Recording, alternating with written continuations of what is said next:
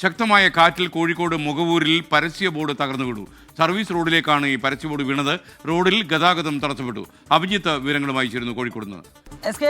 ഞാനിപ്പോൾ ഈ സർവീസ് റോഡിലാണുള്ളത്. ദേശീയപാതയ്ക്ക് തൊട്ട് സമീപത്തെ സർവീസ് റോഡിൽ മുഖവൂരിലാണ് ഈ രീതിയിൽ പരസ്യ ബോർഡ് തകർന്ന് ഈ സർവീസ് റോഡിലേക്ക് പതിച്ചിട്ടുള്ളത്. നമുക്ക് ഈ ദൃശ്യങ്ങളിൽ നിന്ന് കാണാം. ഇതുവഴിയുള്ള ഈ സർവീസ് റോഡ് വഴിയുള്ള ഗതാഗതം പൂർണ്ണമായും സ്തംഭിച്ചിട്ടുണ്ട്. വലിയൊരു പരസ്യ ബോർഡാണിത്. അത് തകർന്ന് ഈ റോഡിലേക്ക് പതിക്കുകയായിരുന്നു. ഈ സമയത്ത് ആളുകളൊന്നും ഇല്ലാത്തതിനാലാണ് വലിയ അപകടം ഒഴിവായത് എന്ന് തന്നെ നമുക്കിപ്പോൾ പറയാം.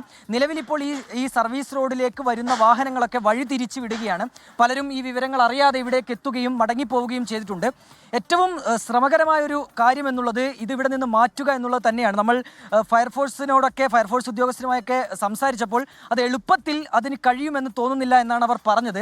ഈ ദൃശ്യങ്ങളിൽ ശ്രദ്ധിച്ചാൽ നമുക്ക് കാണാം, വലിയ ഒരു പരസ്യ ബോർഡാണ്. അതിനിപ്പോൾ ഇവിടെ നിന്ന് മാറ്റുക എന്നുള്ളത് വളരെ ശ്രമകരമായ ഒരു ദൗത്യം തന്നെയാണ്. ഈ പാതയോരത്ത് ചേർന്ന് നിരവധി ഈ രീതിയിലുള്ള പരസ്യ ബോർഡുകളുണ്ട്.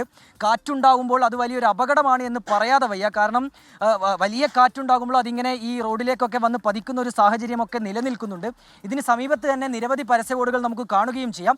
ഏതായാലും ഇപ്പോൾ ഈ തൊഴിലാളികളൊക്കെ ഇവിടെ എത്തി ഇത് ഇവിടെ നിന്ന് മാറ്റാനുള്ള ഒരു ജോലിയിൽ അവർ ഏർപ്പെട്ടിട്ടുണ്ട്. അത് എപ്പോൾ പൂർത്തിയാകും എന്നുള്ളതിനെക്കുറിച്ച് നമുക്ക് വ്യക്തതയില്ല. കാരണം വളരെ ശ്രമകരമായ ഒരു ദൗത്യം തന്നെയാണ് എസ് കെ.